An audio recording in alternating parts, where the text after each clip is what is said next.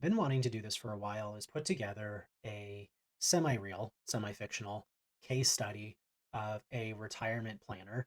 I'm going to use Rob and Sarah in this example. Let's say they're in Nova Scotia in Canada and they're 54 and 51. They've got almost $900,000 saved.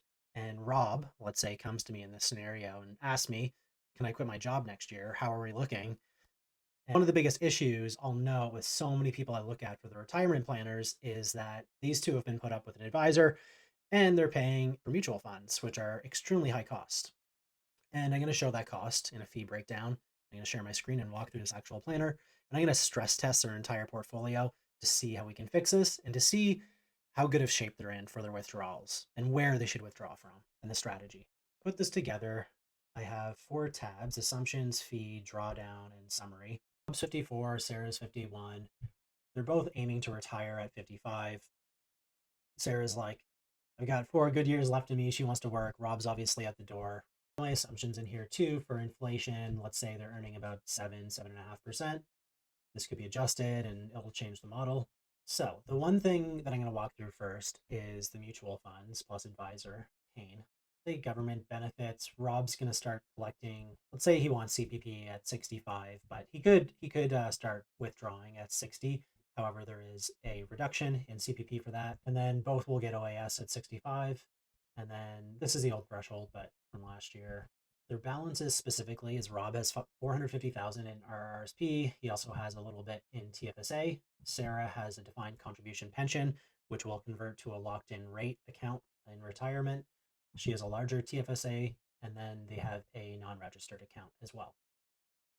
And then Sarah's going to continue working, obviously. So she's going to, let's say, make 85 and save a little bit of that and put it into investments. Okay, let's look at the fee impact here. Right now, I've calculated they have about, of their portfolio, they have about $790,000 of that in high fee products with management expense ratio of about 2.2%, which would be mutual fund plus some advisor fees. And then they want to target and switch over, let's say, to around a 0.2% management expense ratio. And right now, both, let's say, would earn about 7.5%. And, they've got many good years ahead of them. So let's say they're going to stay invested over the next 30 years. If they stick it out with their high fee portfolio that they're in right now, they're only earning about 5.3% after those fees. And then if they switch to low cost ETFs, they earn quite a bit more. And then running the math on this specifically, so here's their portfolio, high fee total, and then low fee total. So let's look at this going out for the next 30 years and see that.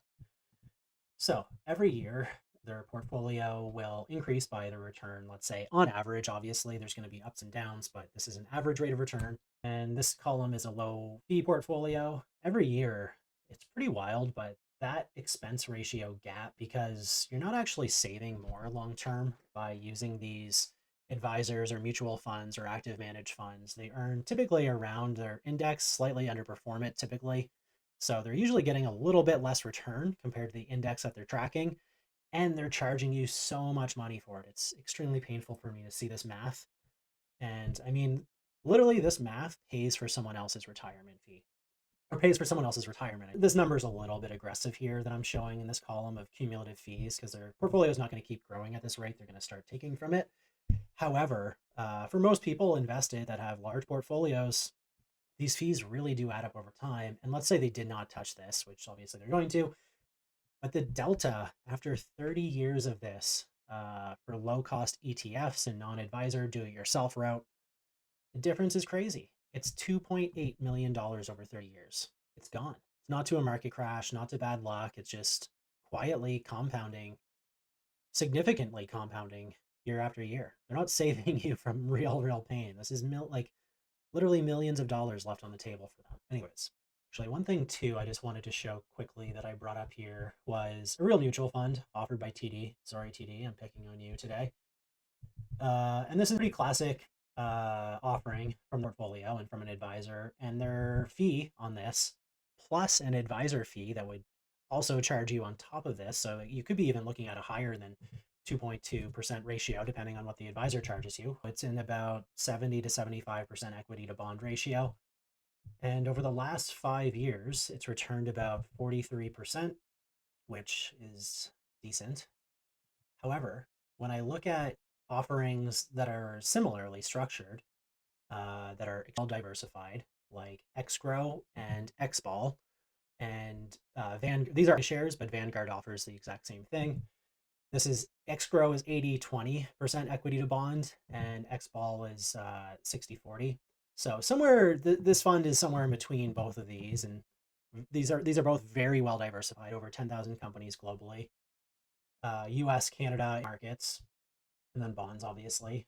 So XGrow over the last 5 years, 51%, pretty. And XBall a little bit less, so 32. This one's quite a bit safer than this TD one, but so you kind of take the middle of those two funds, and you really add up to virtually very close or the same rate of return of this fund. And if you have a little bit heavier equity, you could and earn a little bit more. But anyways, these are very well diversified, offer you such a similarly structured product, and much lower fees. MER is 0.2. It's great. It's right where we want them to be, and that would give us, on average, an even better return than what they've been looking for, of about 7.5%. There's so many great offerings out there. I love S&P 500. I love VUN, the total stock market. All great options. There's many ways to structure a portfolio. I like putting most of my portfolio into a core position, and that could be like an S&P 500 with, or maybe a total stock market, so small, mid, and large cap companies with VUN. And then you could tilt it to more concentrated positions like the NASDAQ 100 or S&P 500, or other tech ETF wanted to, or international like XEF. International has definitely lagged a lot of US these last 5 years or so. However, I've noticed it's really started to jump up again this last year. So we'll see. They keep flipping every 20 years or so, and it's a little bit of game, obviously, but I wouldn't bet against the US, but I wouldn't bet against international as well. Now I'm going to show an RRSP, a little bit of a meltdown here on the drawdown model tab. So I have their ages here on the left. Sarah obviously has a little bit of salary coming in. Then we have Rob's RRSP. Obviously, we're going to start draining that slowly. Sarah's locked in rating is going to grow for a few more years, and then we're going to start drawing from that. We really want to make sure that we leave the TFSA for last. It's the most flexible option long term. Also, for estate planning, it's amazing. Non-registered as well. We will pull from this after the pensions RRSPs. But again, the TFSA is one of those items that's almost too good to touch. And if you do need it for an emergency, like a car or something breaks, it's a great place to pull from tax-free, obviously. So in their scenario, they have a fully paid off home. They don't need that much to live off of. They need about $45,000 to $50,000 a year. Also, as soon as Rob retires and doesn't have other income coming in, that is the perfect time to start drawing from your pension or RRSP. Because you're going to be in that low tax bracket, you really want to take advantage most of those years. So you could even bump that up a little bit because you are going to be at those lower marginal tax rates. You can't do income splitting yet. You need to be 65 to start doing that with these. So anyways, perfect time for Rob to start pulling out in the most efficient way. That's the biggest benefit of our RRSP, is that tax arbitrage. Let's say Rob, injected those funds or contributed them in a 40% marginal tax bracket, and now he can pull them out in a much lower tax bracket in retirement. Plus, the other benefit too is they're not getting CPP or OAS for years yet. So again, start pulling this down before your income starts bumping up from CPP and OAS, because that's going to hurt you. It's going to increase your taxable income when you start getting those numbers. So it's good to start pulling down RRSP while your marginal tax rates are as low as possible. And I do against pulling from TFSA here or there. I am tweaking it slightly in this example, just to make sure that their numbers correctly, and that their net spend is accurate. One thing I want to hit on too here that's unique is Sarah's LIRA, or locked in retirement account, and her pension becomes that when she retires. So it's basically a locked in RRSP. If they die with 300K still in a lira, I mean, it's similar to government's going to tax 50% of that on death, and it's brutal. You can pass these between spouses tax free. And then right after that, we're going to start to draw down around 73 or 70 for her. And then right after RRSPs drain, basically, we're going to go after her lira next. And then the biggest benefit too is they have this TFSA on pretty much untouched for the most part. There's a tiny little bit of draws here and there. Then eventually I do have them drawing some of it, obviously, as non-registered, and their other accounts are brought down over time. However, it somewhat sustains itself after a while, and then let's say, they die, and then this could pass tax-free to their heirs, this 885. Again, other concepts I just want to hit on is not taking too much, take as little bit as possible as you need, only taking what you need from these accounts over time. Obviously, spreading them out into low marginal tax rates really helps, especially with the pensions. And then their net spendable have a little bit higher in those first few years when I want Rob to really start aggressively drawing down his RRSP. He could throw that money into TFSA as well if he didn't need it. And then I have their kind of their 50K that they've told me that they needed to spend at minimum per year, increasing at a rate of inflation over time. I think I have 3% maybe in the first tab, which, no, sorry, I have 2.5%. Back to where we started, I have the summary tab here. Can Rob and Sarah retire at 55? The spending at 50K adjusted for inflation, funded all the way to, let's say, 95. Based on our analysis, yes, they can. I really would recommend they switch out of their high fee mutual fund plus advisor. State wise, they have the $885,000 remaining in their TFSA that will pass to their children.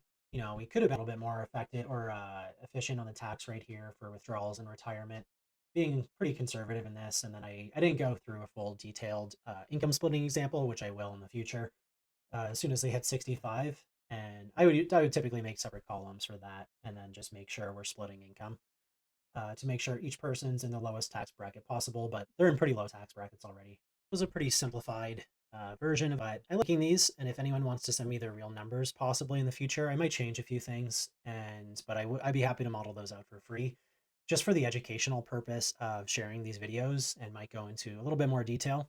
So the biggest takeaways for me is definitely switch to low cost index ETFs, just because the math is friggin' crazy on high fee mutual funds and advisors, and it's so much easier to do it yourself now. There's so many great resources. I know it's scary, but you do get used to it. There's ups and downs on the market, obviously, if you're heavy into equities, and if you are about to retire, definitely switch more into bonds over time, or cash, even high interest savings account.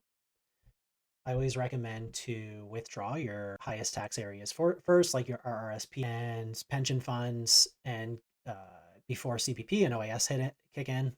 Definitely always protect your TFSA. That's a playbook. You can do it yourself. That's it. I appreciate everyone following along. And if you have recommendations for future videos, please let me know in the comments. And please like and follow for more content like this.